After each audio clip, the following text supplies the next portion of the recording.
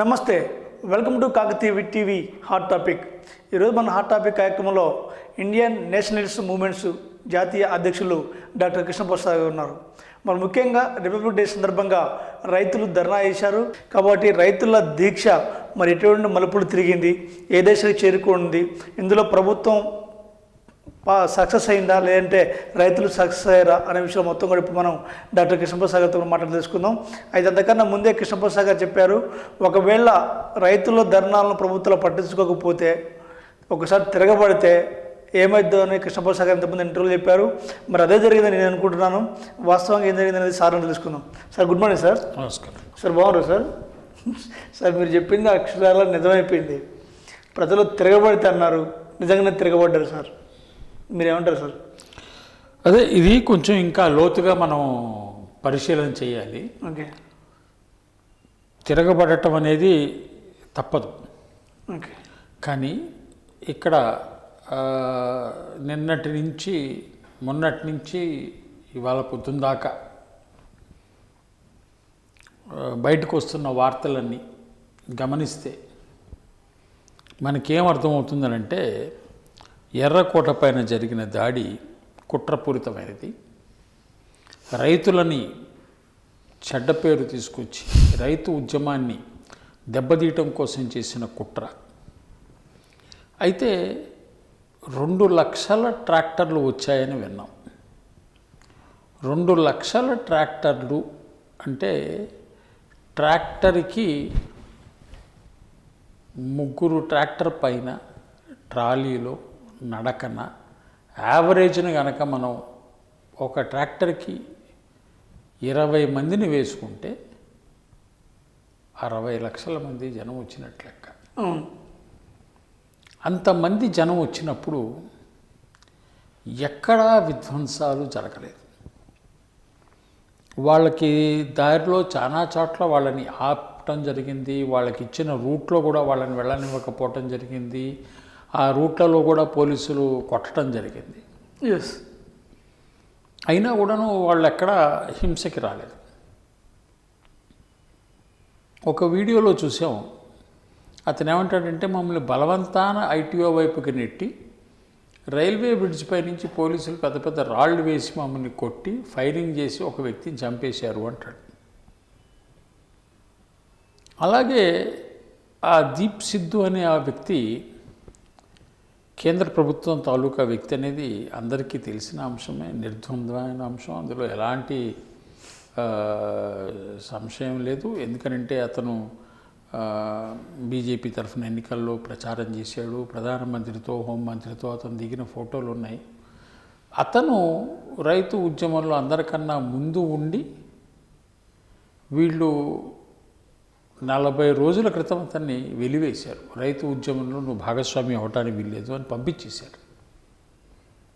పంపించేసిన తర్వాత నిన్న బయలుదేరాల్సిన రైతుల ట్రాక్టర్ ర్యాలీ 11ంటికి బయలుదేరాల్సింది ఉంటే అతను 8 గంటలకే బార్డర్ దాటి ఢిల్లీ ఏరియాలోకి ప్రవేశించడానికి, అంటే ఇందులో ఏదో లోపాయకారి ఒప్పందం ఉంది అనే అంశం మనకు కనపడుతుంది. కరెక్ట్. కాకపోతే ఏం చేస్తాం, ఇక్కడ తలారి మునసబు అన్నీ ఒకళ్ళే. ముద్దాయి, మునసబు, తలారి ఒక్కడే అయినప్పుడు దెబ్బ ఎవరికి తగులుతుంది? ఆ మాయకుడికి తగులుతుంది. ఓకే. మనం ముద్దాయి అని అనుకుంటున్నాం, ఇందులో కుట్ర దాగుందని అనుకుంటున్నాం. కుట్రని వెలికితీత చేయవలసిన వాళ్ళే ప్రభుత్వంలో ఉంటే ఏం చేయగలం మనం?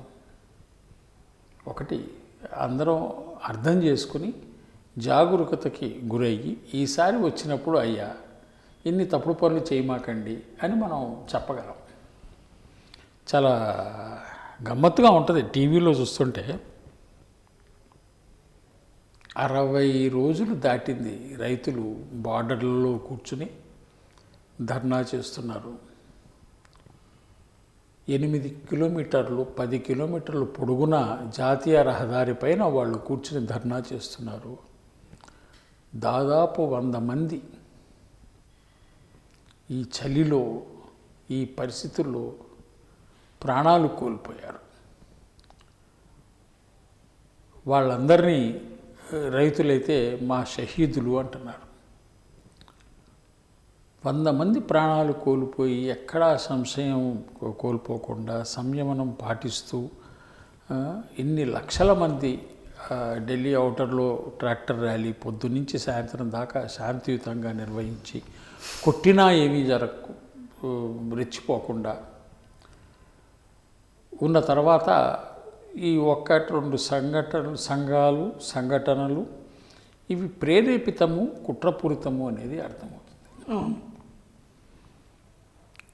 దీని పర్యవసానం బహుశా వీళ్ళకి అర్థం కావట్లేదు.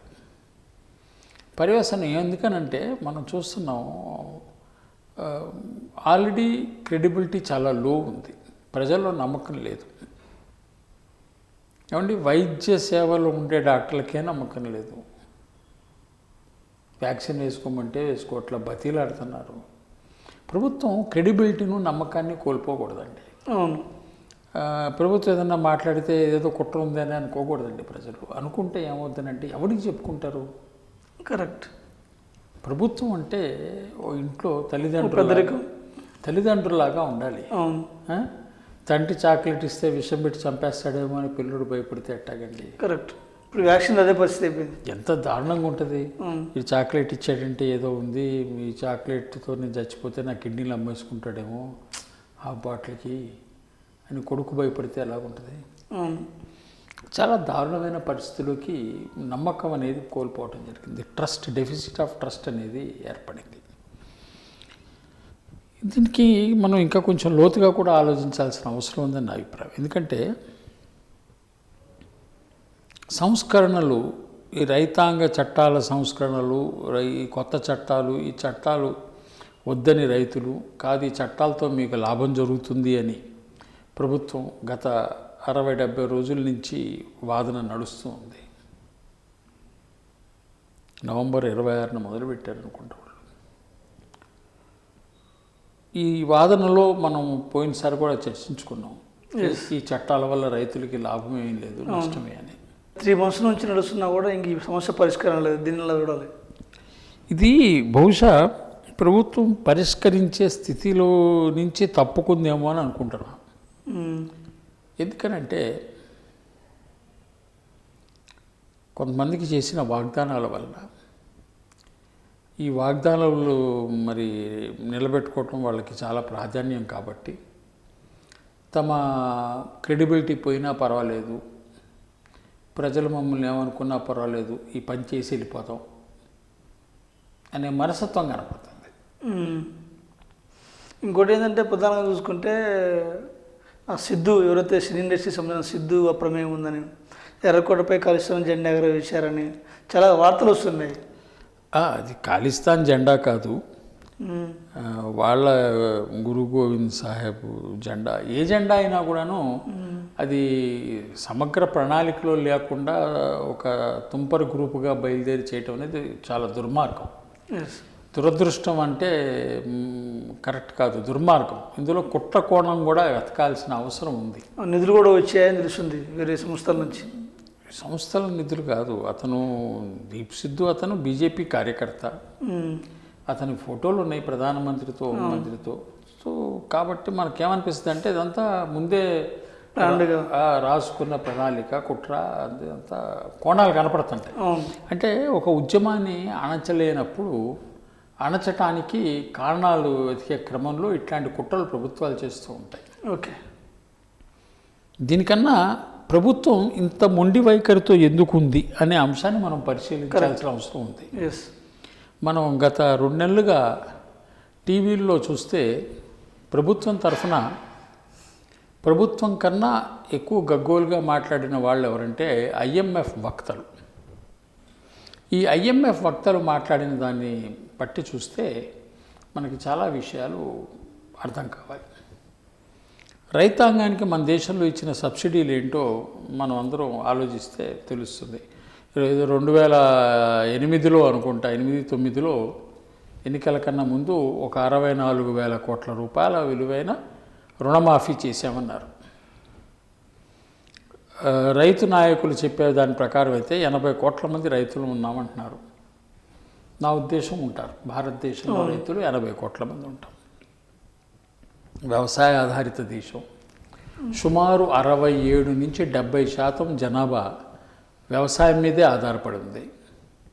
కాబట్టి 80 కోట్ల మంది రైతులకి 64,000 కోట్ల రూపాయలు, అప్పుడే ఆ రోజున 64 కోట్ల మంది ఉన్నారనుకుందాం. 2008లో 64 కోట్ల మందికి 64,000 కోట్ల రుణమాఫీ చేయటం జరిగింది. మనకు తెలిసిన పెద్ద అమౌంట్ రైతులకి అందించిన పెద్ద రాయితీ ఏంటంటే అదొకటి. 2019లో అమెరికాలో 1,50,000 కోట్ల రూపాయల రుణమాఫీ మన రాయితీలు ఇవ్వటం జరిగింది రైతాంగానికి. అమెరికా జనాభా మొత్తం కలిపితే ఇవాళ 35 కోట్లు. అంటే వ్యవసాయం మీద ఆధారపడ్డ వాళ్ళు 5 నుంచి 7-8 కోట్ల మంది ఉంటారు. 7-8 కోట్ల మంది మ్యాక్సిమం, అంతకన్నా ఉండే ప్రసక్తి లేదు. ఎందుకంటే పారిశ్రామిక పురోగతి చెందిన దేశం కాబట్టి. 7-8 కోట్ల మంది రైతాంగం ఉన్న దేశంలో 1,50,000 కోట్ల రూపాయల రాయితీలు ట్రంప్ ప్రకటించగా 2019లో భారతదేశంలో 2008లో ఇచ్చిన రుణమాఫీ చెప్తున్నాను. అంటే సబ్సిడీలు వ్యత్యాసం ఏమిటి అనేది ఈ వ్యత్యాసం కనపడతా ఉంది సబ్సిడీల్లో. భారతదేశంలో రైతు పట్ల ప్రభుత్వం ఎప్పుడూ సముచిత దృష్టితో చూడలేదు. దీనికి కారణం IMF వాళ్ళు గగ్గోలు పెడుతున్నారు, రిఫార్మ్స్ జరగాల్సిందే, రిఫార్మ్ జరగకపోతే దేశ అభివృద్ధి జరగదు అని. దీని మీద మనం కొంచెం లోతుగా పరిశీలన చేయాలి అని నా అభిప్రాయం రాధాకృష్ణ. అసలు ఈ IMF గోల్ ఏమిటి, ఆర్థిక సంస్కరణలు అంటే ఏమిటి, ఎప్పుడు బయలుదేరాయి, ఈ అంశాన్ని మనం కనుక పరిశీలిస్తే 91లో స్విట్జర్లాండ్లో బేసల్ అనే చిన్న గ్రామం ఉంది. ఆ గ్రామంలో కూర్చుని ఆర్థిక సంస్కరణలు, బ్యాంకింగ్ రంగ సంస్కరణలను మొదలుపెట్టారు. ఆ రోజున మొదలుపెట్టిన బ్యాంకింగ్ రంగ సంస్కరణల వల్ల భారతదేశంలో వ్యవసాయానికి అప్పటి వరకు భారత ప్రభుత్వ బ్యాంకులు ఇస్తున్న రుణాలు ఆగిపోవటం జరిగింది. ఆగిపోయి బ్యాంకింగ్ రుణాలు వ్యవసాయానికి అందటం ఆగిపోవటం వల్ల రైతులు ప్రైవేటు మనీ లెండర్స్ దగ్గర, వడ్డీ వ్యాపారస్తుల దగ్గర తమ భూమిని కుదవబెట్టి అప్పు తీసుకొని అది కట్టలేక ఆత్మహత్యలు చేసుకున్నది. మనం గనక లెక్కలు సాధారణంగా ఇప్పుడు గనక పరిశీలిస్తే బహుశా 3-4 లక్షల మంది రైతులు 4 లక్షల దాకా చనిపోయి ఉంటారు అనుకుంటున్నాను. ఎందుకంటే గత 5-6 ఏళ్ళ నుంచి లెక్కలు రావట్లా. 2008లో మేము రాసిన ఒక భారతదేశము ప్రపంచీకరణ, పారిశ్రామికీకరణ అనే పుస్తకాన్ని అప్పటి ప్రధానమంత్రి ఆవిష్కరించినప్పుడు నేను ఆయన ముఖాముఖి కూర్చున్నప్పుడు ఆయనకి అడగటం జరిగింది, అయ్యా తమరు చెప్పిన ప్రపంచీకరణ మంచిదంటారా చెడ్డదంటారా, ఇప్పుడు ఆలోచించండి. ఎందుకని అడిగామంటే 2008లో గ్లోబల్ ఫైనాన్షియల్ క్రైసిస్ వచ్చింది. ప్రపంచ ఆర్థిక దివాళా తీయటం జరిగింది. ప్రపంచం ఆర్థిక దివాళా తీసే క్రమం అంటే ప్రపంచం కుదిపివేసింది. దుబాయ్ లాంటి ప్రాంతంలో చాలామంది పెద్ద పెద్ద పారిశ్రామికవేత్తలు కార్లని రోడ్ల మీద వదిలేసి దొరికిన విమానం ఎక్కి పారిపోయారు. ఎందుకంటే దుబాయ్లో అప్పు చెల్లించకపోతే తీవ్రమైన శిక్షలు ఉంటాయి కాబట్టి ఇల్లు కార్లు వదిలి పారిపోయారు. అంత పెద్ద ఆర్థిక సవాళ్ళు ఎదుర్కొన్నప్పుడు భారతదేశంలో ఏమీ కాల. భారతదేశంలో ఏం జరిగింది ఆ రోజుల్లో అంటే IT సెక్టర్లో భార్యాభర్తలు ఇద్దరు ఉద్యోగం చేస్తే ఒకడికి ఉద్యోగం పోతే కనుక కొన్ని కుటుంబాల్లో విడాకులు దాకా వెళ్ళి. అప్పుడు నేను ప్రధానమంత్రి గారిని అడిగాను, అయ్యా ఈ గ్లోబల్ ఫైనాన్షియల్ క్రైసిస్ యొక్క ఇంపాక్ట్ భారతదేశం మీద ఏముంటుంది అంటే ఆయన మన్మోహన్ సింగ్ గారు చాలా చెడ్డగా ఉంటుందని నేను భావిస్తున్నాను అన్నాడు. చెడ్డగా ఉంటుందని భావిస్తున్నాను అన్నాడు. నేనన్నా అంత చెడ్డగా ఉండదండి, కానీ క్యాస్కేడింగ్ ఎఫెక్ట్ ఉంటుందంటే అంత చెడ్డగా ఉండదండి. ఎందుకంటే మన దగ్గర గట్టి పునాదులతో ఉన్నది వ్యవసాయ రంగం. ఈ వ్యవసాయ రంగం అనేది ఈ ఆర్థిక ఈ ఈ ఆర్థిక కుదుపుని తట్టుకోగలదు, కాపాడగలదు, మన ఆర్థిక రంగాన్ని కాపాడుతుంది, మీరు వరిగా అక్కర్లేదని మేము అనుకున్నాం. అప్పుడు ఆయనకు నేను చెప్పా, ఆయన అంగీకరించారు. ఈ ప్రపంచీకరణ, సరళీకరణ ఆర్థిక విధానం 91లో ప్రవేశపెట్టడం జరిగింది, కానీ దీని మీద చర్చ సమగ్రంగా జరగలేదు అనేది అంగీకరించారు. నేను అన్నాను అప్పుడు ఆయనతో, అయ్యా మీరు 91లో కనుక అంగీకరించినట్టయితే చర్చకి 3 లక్షల మంది రైతులు చచ్చిపోయేవాళ్ళు కాదు కదండి అని. కాబట్టి నేను ఇవాళకి 4 లక్షల మంది చచ్చిపోయి ఉంటారు అని అంటున్నాను. ఎందుకంటే తర్వాత మనకు లెక్కలు దొరకట్లేదు. ఓకే, రైతుల ఆత్మహత్య మనకి పేపర్లోకి రావట్లేదు, టీవీలు కవర్ చేయట్లేదు. ఎందుకు చచ్చిపోతున్నాడో ఎవరికీ తెలియదు. ఇది చాలా సున్నితమైన అంశం. ప్రభుత్వము రైతులకి రుణాలు, బ్యాంకుల నుంచి రుణాలు ఇచ్చే క్రమం నుంచి తప్పుకోవటం వలన, ప్రైవేటు రంగం చేతుల్లోకి రైతాంగం వెళ్ళిపోవటం వలన అప్పుల పాలై తమ భూమిని పెళ్ళాం పిల్లల కోసం కాపాడుకునే క్రమంలో ప్రాణాన్ని కోల్పోవడానికి సిద్ధపడుతున్నాడు రైతు. ఇది ఆ రైతు సమస్య కాదు, ఆ గ్రామం సమస్య కాదు, ఇది భారతదేశ సమస్య, సభ్య సమాజం యొక్క సమస్య. మనం మన సాటి మనిషి ఎందుకు చచ్చిపోతున్నాడు అనేది మనం భావించాలి. నా జీవితంలో నన్ను ఒక సంఘటన చెప్తాను. చెప్పండి. ఓ రోజు మియాపూర్ నుంచి బిహెచ్ఎల్ వెళ్తున్నాం, కుకట్పల్లి నుంచి బిహెచ్ఎల్ వెళ్తున్నాం. మియాపూర్ దగ్గర ట్రాఫిక్ జామ్ అయింది. ఓకే, చాలాసేపు అయింది, 15 నిమిషాలు అయింది, అరగంట అయింది, కార్లు కదట్లా. ఎందుకని కదలట్లేదా అని నేను కారు దిగి నడుచుకుంటా ముందుకెళ్ళి చూస్తే ఒక నిప్పుకోడి చచ్చిపోయింది. ఏ బస్సు గుద్దటం వలనో ఏదో. ఇంకొక నిప్పుకోడి ఉంది అక్కడ, అది అటు ఇటు ట్రాఫిక్ని కదలనివ్వాల. ఒక నిప్పుకోడిలో ఉన్న నా అనే స్వభావం మనుషుల్లో కనపట్లేదండి.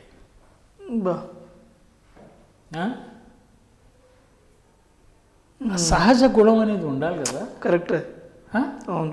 ఆ సహజ గుణం అనేది ఉండాలి కదా. ఒక నిప్పుకోడి చచ్చిపోయింది, రెండో నిప్పుకోడి ఏదన్నా బండి కదిలితే పైకి వస్తుంది, ఉగ్ర రూపం దాల్చింది.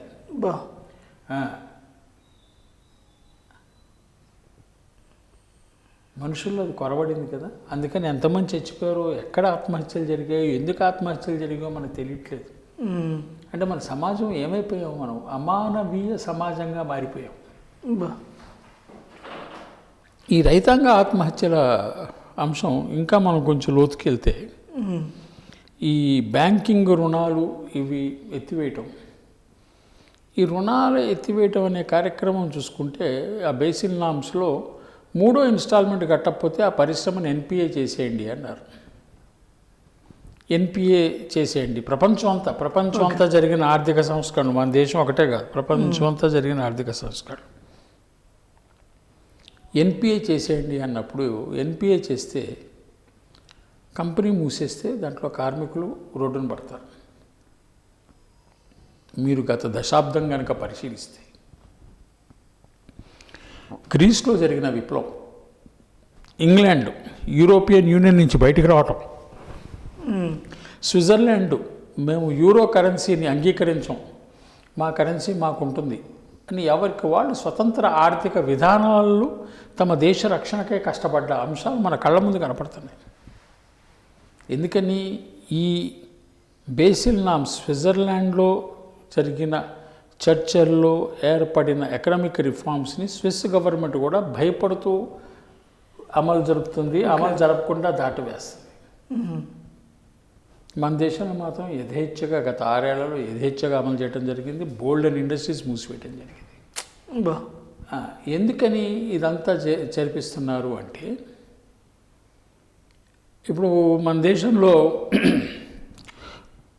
130 కోట్ల మంది ప్రజల్లో 65-70 కోట్ల మంది మధ్యతరగతి వాళ్ళైతే, ఈ 70 కోట్ల మంది మధ్యతరగతి వాళ్ళు ఇళ్లల్లో 4 ఫ్యాన్లు కనుక ఉంటే, ఒక ఫ్రిడ్జ్ కనుక ఉంటే, మన దేశంలో ఉన్న కంపెనీలు దివాళా తీస్తే ఈ ఫ్రిడ్జులు ఫ్యాన్లు తయారు చేసే, ఏసీలు తయారు చేసే బడా కంపెనీలు, అమెరికన్ కంపెనీలు వాళ్ళ వ్యాపారం చేసుకోవచ్చు. వాళ్ళ సరుకు అమ్ముకోవటానికి మన దేశం అంగడి కావాలి అన్నప్పుడు మన దేశంలో ఉన్న కర్మాగారాలు మూతపడాలి అన్నప్పుడు ఇవి ముయ్యటం కోసం ఇలాంటి సంస్కరణలు, ఈ కార్యక్రమాలు మొదలు పెడతారు. ఇవాళ అమెరికాలో రైతులకి 2019లో ఎంత డబ్బు రాయితీ లభించింది, మనకి ఎంత లభించింది లెక్కలు వేసుకుంటే మనకి రాయితీ లభించట్లేదు. మన వ్యవసాయంలో వాళ్ళ బాధలు వాళ్ళు పడి, వాళ్ళ తిప్పలు వాళ్ళు పడి, వాళ్ళలో వాళ్ళు అప్పులు చేసుకుని, పొలాలు దున్నుకుని పండించిన పంట వాళ్ళకి గిట్టుబాటు ధరకి దగ్గర ఎక్కడో అమ్ముకున్నాడు బతుకుతుంటే ఆ జీవితాంతో చెడగాటమాడాల్సిన అవసరం ఏంటండి? వాళ్ళు ఏమైనా చట్టాలు అడిగారా? ఈ ధర్నా ఏమన్నా వేతన సవరణ కోసమా? బోనస్ అడిగారా? వాళ్ళు ఏమన్నా అడిగారా? మీరు చేసిన లాభదాయకమైన చట్టాలు మాకు వద్దు బాబో అంటున్నారు వాళ్ళు.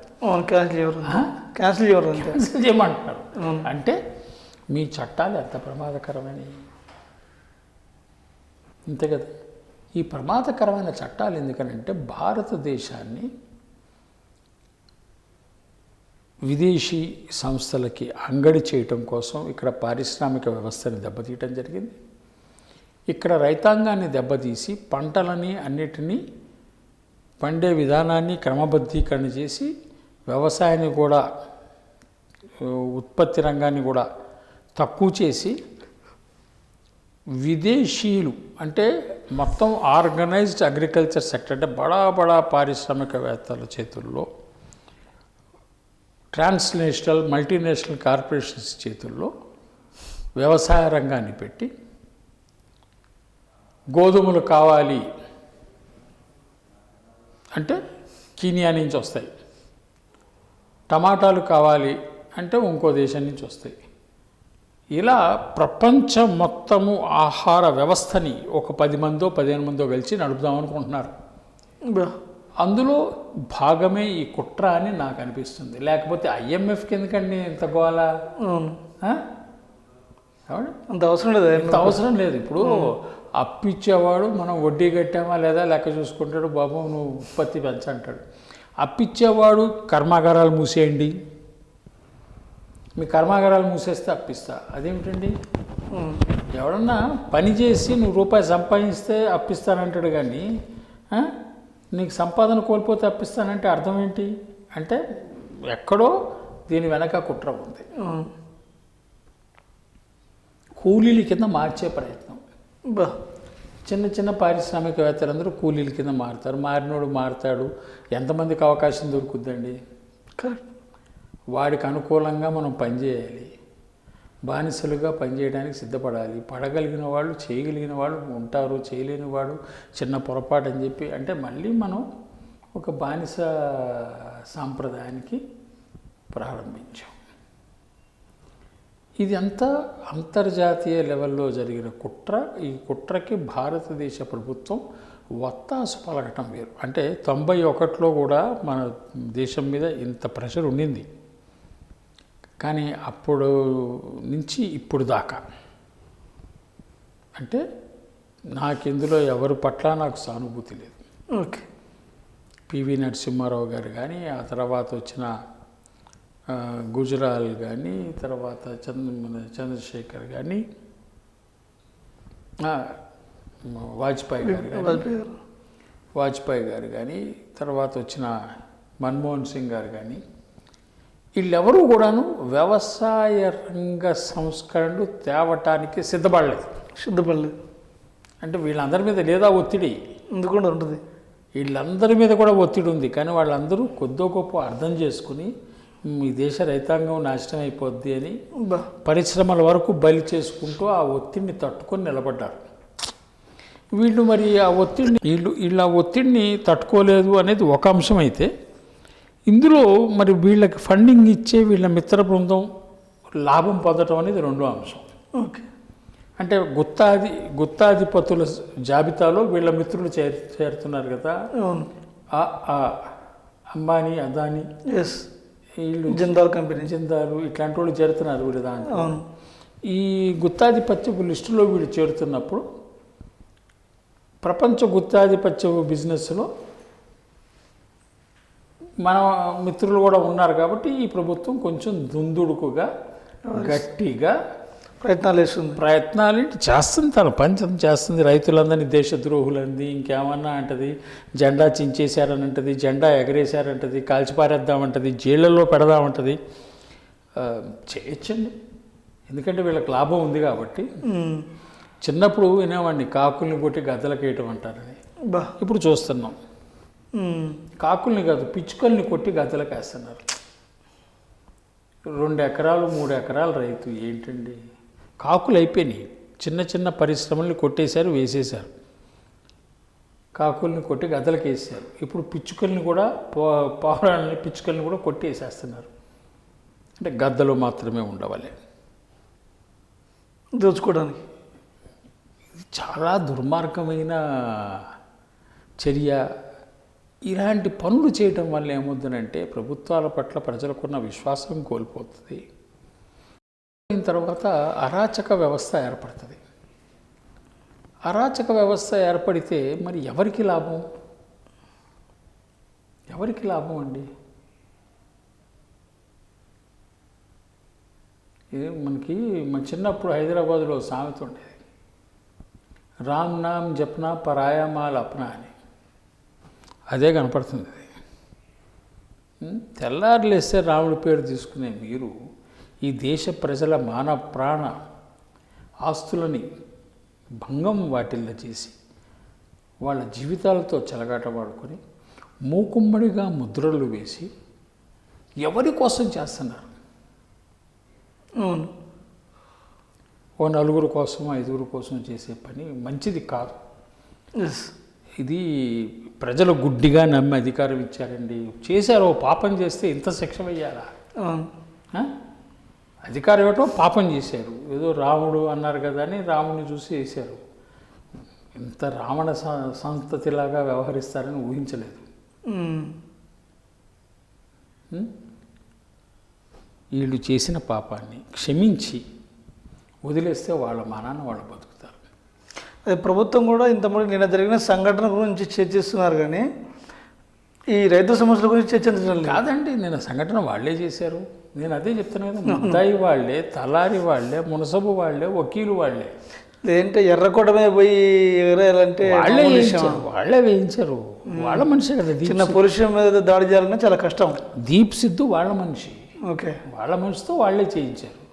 అదే చెప్తున్నా, ముద్దాయి వాళ్ళే, వకీలు వాళ్ళే, మునసబు వాళ్ళే, తీర్పు చెప్పే మునసబు మెజిస్ట్రేట్ వాళ్ళే, ఆ తీర్పుని ఎగ్జిక్యూట్ చేసే తలారి వాళ్ళే. ఓకే, సో ముద్దాయే తలారైనప్పుడు న్యాయం ఎటువైపు ఉంటుందండి? అమాయకులు బలయ్యేది. కరెక్ట్. మీ ఇల్లు దోచుకుని మిమ్మల్నే ముద్దాయి కింద నిలబెట్టి మిమ్మల్నే ఉరిదీయగల సామర్థ్యం కనపడతా ఉంది. ఇది ఏమవుతుందనంటే ఇంత పెద్ద దేశాన్ని కష్టం, అంత ఈజీ కాదు. మీరు 1 కోటి మందిని జైల్లో పెడతారు, 5 కోట్ల మంది, 130 కోట్ల జనాభా అంటే 130 కోట్ల జనాభాలో మీరు 1 కోటి మందిని కలిసిపారేయండి, 1 కోటి మందిని జైల్లో పెట్టండి. తతిమా వాళ్ళు తిరగబడితే మీరంతా మీ బతుకెంత? కరెక్ట్. మీకున్న శక్తి ఏంటి, మీ బతుకేంటి అర్థం చేసుకోవాలా. బాధ ఎక్కడేస్తుందంటే వీళ్ళ బతుకేమవుద్దా పాయింట్ కాదు, వీళ్ళని నమ్ముకున్న వాళ్ళు ఏమైపోతారు. సివిల్ వార్ లాంటి పరిస్థితి వచ్చేస్తుంది. ఇప్పుడు దాకా వీళ్ళేదో పొడి చేస్తారు, లేదో మంచి చేస్తారని వీళ్ళ పట్ల వీళ్ళు క్రియేట్ చేసిన ఒక దరిద్రపు వాతావరణంలో వీళ్ళ తరఫున మాట్లాడిన వాళ్ళు చాలామంది ఉంటారు, అమాయకులు వాళ్ళందరూ. ఆ అమాయకులు ప్రజలలో చులకనైపోతారు, ఆత్మన్యూనత భావానికి గురవుతారు. ఆ అమాయకుల పట్ల ప్రజలు దురుసుగా ప్రవర్తిస్తే, ఎందుకంటే వీళ్ళ ప్రవర్తనకి తిరుగుబాటు వాళ్ళ మీద చూపిస్తే ఏమైపోతుంది?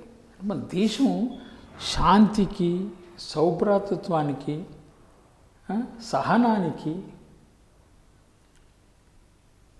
Hindu code of economics, Hindu model of growth అనే కొన్ని పదాలు ఎకనామిక్స్లో వచ్చాయి. అంటే స్థిరంగా, స్థూలంగా, నెమ్మదిగా అభివృద్ధి చెందే ఆర్థిక విధానము అని.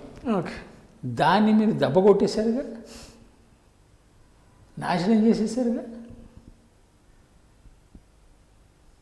ఏమండి, దేశ పరువు ప్రతిష్టలు ధ్వంసం చేశారు కదా.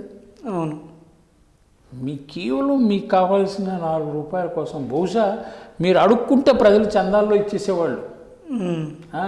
మీ మిత్ర బృందం కోసం వాళ్ళ సహాయార్థం అని అడుక్కుంటే ప్రజలు చందాలు ఇచ్చేవాళ్ళు. కానీ ఇది మొత్తం కూడా చివరికి రైతుల్ని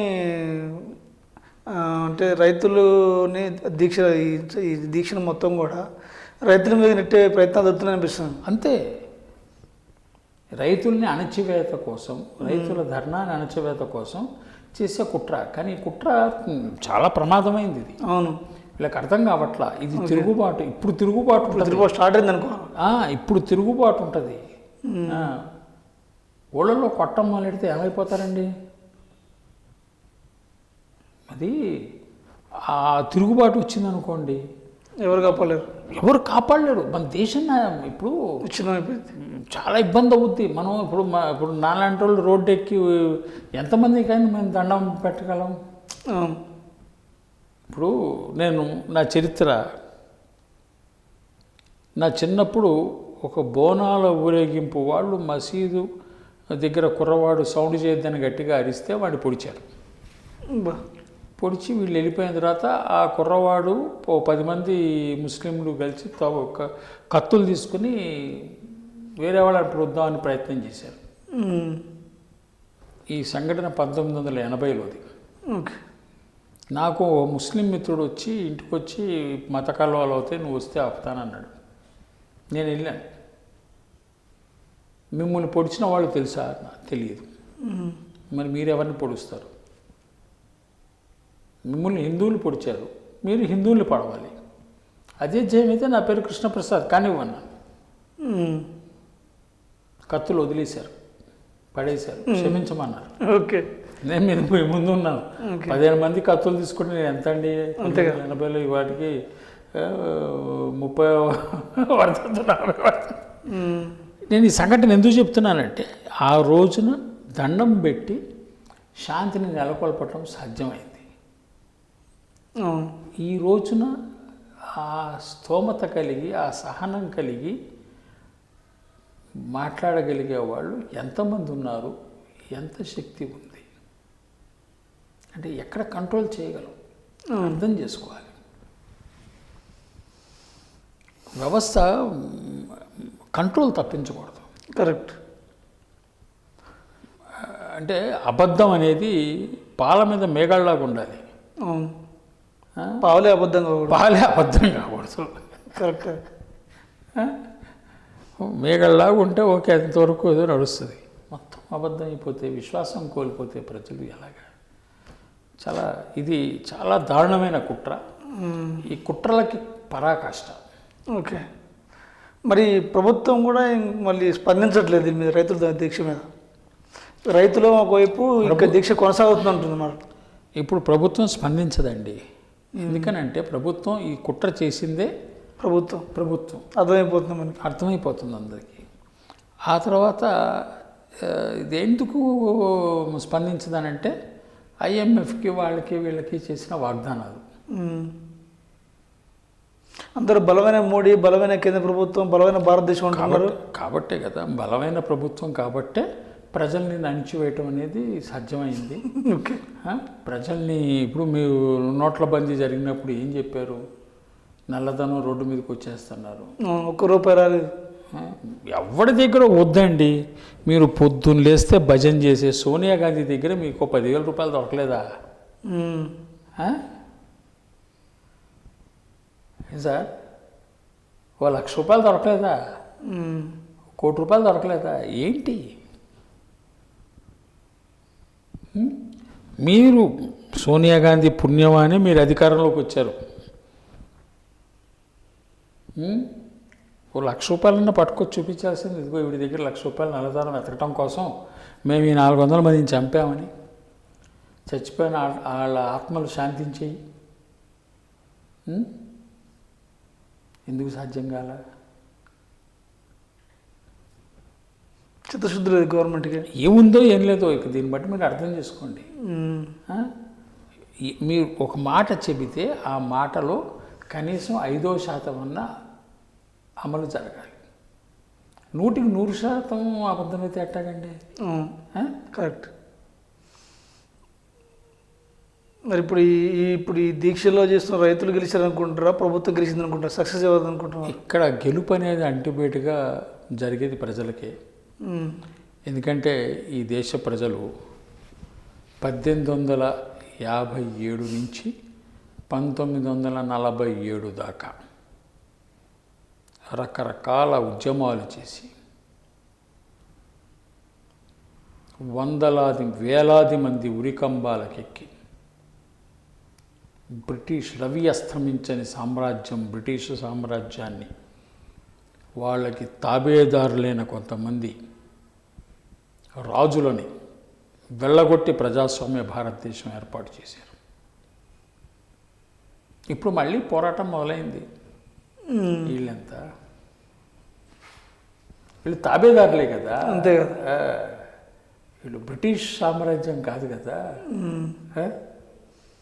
మరి నెక్స్ట్ అంటే రైతుల కోసం ఈ ప్రభుత్వం ఇంకేం చేస్తే బాగుంది అనుకుంటున్నారు? రైతులు ఏ విధంగా ఉండాలి మరి? ఈ ప్రభుత్వం ఏమీ చెయ్యక్కర్లా. వాళ్ళు చేసిన చట్టాలు వెనక్కి తీసేసుకుని సైలెంట్గా ఉంటే రైతులు ఆనందిస్తారు, దేశం బాగుంటుంది. వీళ్ళు ఏమీ చెయ్యక్కర్లేదు. ఏమి చెయ్యకపోతే ప్రజలు బాగుంటారండి. వీళ్ళు ఏమైనా చేస్తే నాశనం అయిపోతారు. మనకు తెలుసు, కరోనా వచ్చాక ఎవరికి మందు ఇవ్వకూడదు, గగ్గోలు చేశారు, లక్షల మంది చచ్చిపోయారు. ఎందుకని? వ్యాక్సిన్ మేమే చేస్తున్నాం. వీళ్ళే చేశారు. వ్యాక్సిన్ సైంటిస్టులు అక్కడే చేశారు, వీళ్ళే చేశారు. అందుకనే డాక్టర్లు తీసుకోవట్లే కదా. సైంటిస్ట్ పని సైంటిస్ట్ని చేయనిచ్చి, ఇంజనీర్ పని ఇంజనీరింగ్ చేయనిస్తే ఫలితాలు ఉంటాయి. ఒక ముఖ్యమంత్రి గారు డ్యాము డిజైన్ ఇంజనీర్లకు చూపిస్తే ఇంజనీర్లు బయటకు వచ్చి ఏడిచారు. ఎందుకు? ఉద్యోగం అని. ముఖ్యమంత్రులే ఇంజనీర్లు అయిపోతారు, ప్రధానమంత్రులు సైంటిస్టులు అయిపోతారు. మిమ్మల్ని రాజకీయాలు చేయమన్నాం. రాజకీయం చేయటం అంటే ఏంటి? రాజ్యం చేయటం అంటే ఏంటి? ప్రజలకు మంచి ఏంటి, చెడు ఏంటి, ప్రజల అభిప్రాయాలు తెలుసుకుని ప్రజలతో, మేధావులతో చర్చించి, మీరు మేధావి అవ్వాల్సిన అవసరం లేదు, మీరు సైంటిస్ట్ అవ్వాల్సిన అవసరం లేదు, మీరు ఇంజనీర్ అవ్వాల్సిన అవసరం లేదు, మీ BA చదవక్కర్లేదు, మీరు MA చదవక్కర్లేదు, మీరు 10th క్లాస్ చదవక్కర్లేదు. మీలో ప్రజలు ఏం కోరుకుంటారు? చిత్తశుద్ధి కోరుకుంటారు. చదువుకున్న వాళ్ళు, మేధావులు, సైంటిస్టులు, విజ్ఞానం గల వాళ్ళు బోల్డ్ ఎంతమంది ఉన్నారు, వాళ్ళందరి దగ్గరికి వెళ్ళగలిగే చిత్తశుద్ధి కోరుకుంటారు మీ దగ్గర నుంచి.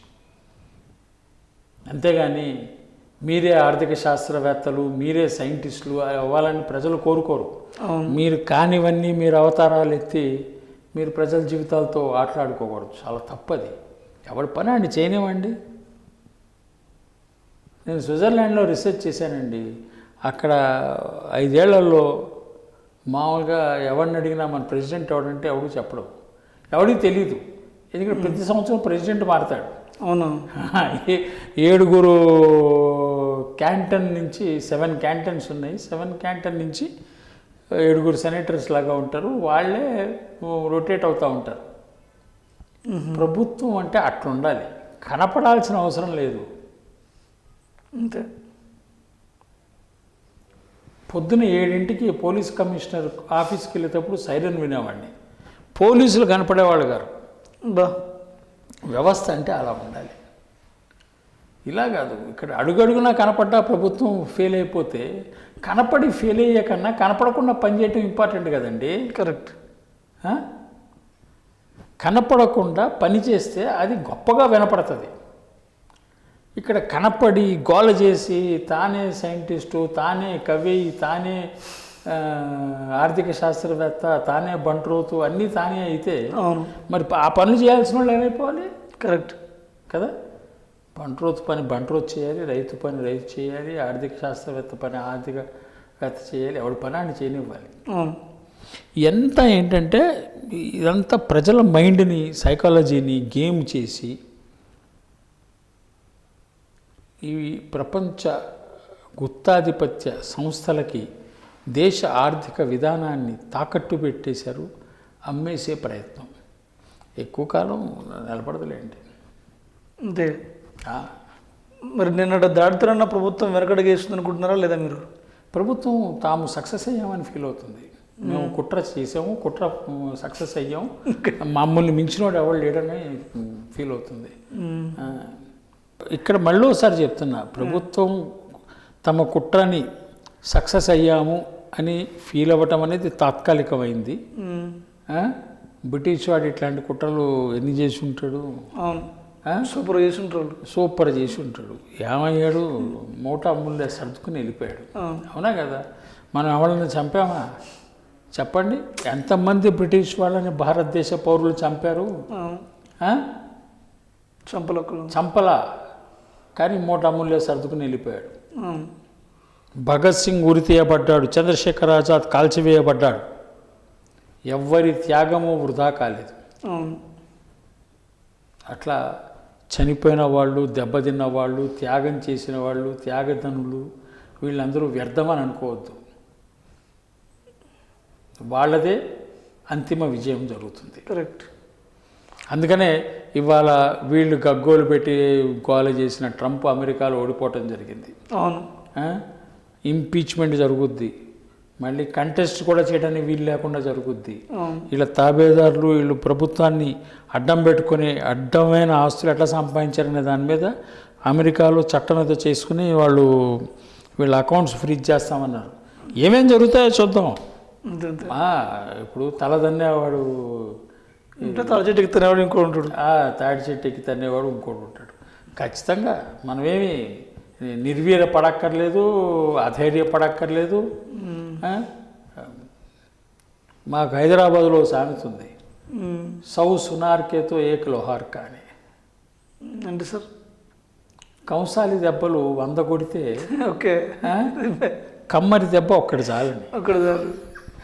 ఎందుకంటే కమ్మరి కొట్టే దెబ్బ పెద్ద సుత్తితో కొడతాడు, కంసాలు కొట్టేది చిన్న సుత్తితో కొడతాడు. ప్రభుత్వం 100 కుట్రలు చేస్తే ఏముంది? ప్రజలు ఒక్క దెబ్బ కమ్మరి దెబ్బ కొడతారు, తునకలు అయిపోద్ది కుట్ర. అంతేనా కదా? Okay, thank you very much sir. మరి భవిష్యత్తులో మరి ప్రభుత్వం రైతుల దీక్షల పట్ల ఏ విధంగా స్పందిస్తుందనేది వెచ్చుద్దాం sir. Thank you very much sir. Thank you. So ఇది ఈరోజు కాకతీయ టీవీ హాట్ టాపిక్ కార్యక్రమంలో మరి Indian nationalist president scientist doctor Krishnaprasad గారు చెప్పిన విషయాలు.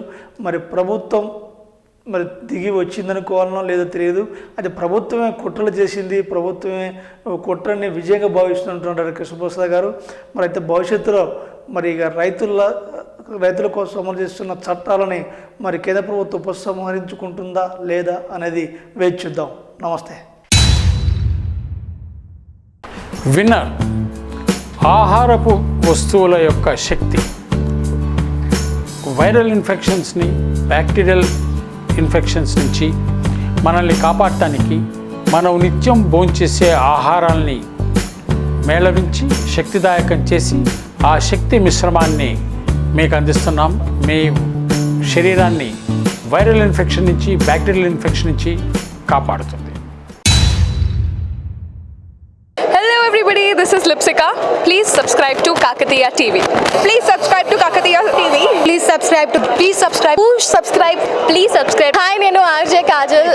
Subscribe to Kakatiya TV. Chala interesting updates and interesting content untundi Kakatiya TV lo. So definitely ga subscribe cheskondi and kinda kanipustunna bell icon ni kuda meeru nokkite meeku instant ga upload chesina ventane notification kuda vastundi kabatti do subscribe.